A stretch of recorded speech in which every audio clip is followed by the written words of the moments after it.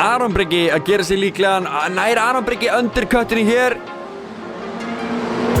Nær ekki að skera undir, nei. En svo gott sem samhliða Vigfúsi Hauk. Núna telst hann samhliða og er kominn við samhliða, já, en nær hann að koma og líma sér út úr þessari beygju. Og hvað gerir Sigurgeir þetta beint fyrir aftan? Aron Breki nær að sníkla sig fram úr. Sigurgeir ætti að hengja sig beint aftan í Aron Breka og reyna að nýta sér kjölsói sem myndast.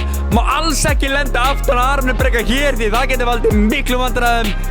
En hérna náðu þeir að báðir að tróða þeir fram úr í Vigfúsi Hauk.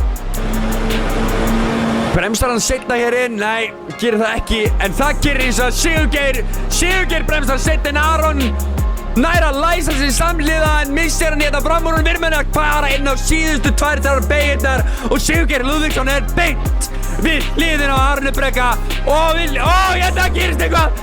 Nei, það gerist ekki. Það sem ég hérna eru 3 samhliða. Þeir ætla allir inn í þessa beygju fyrstir og einhvern veginn tekst, nei, Sigurgeir Lúðvíksson og Aron Breki. Nei, Vigfús Haukur og Sigurgeir lenda saman. Aron Breki með svart flagg og Vigfús Haukur beintir í bit sem þýðir að Sigurgeir Lúðvíksson nær að trítla fram úr þeim báðum eða hvað? Jú,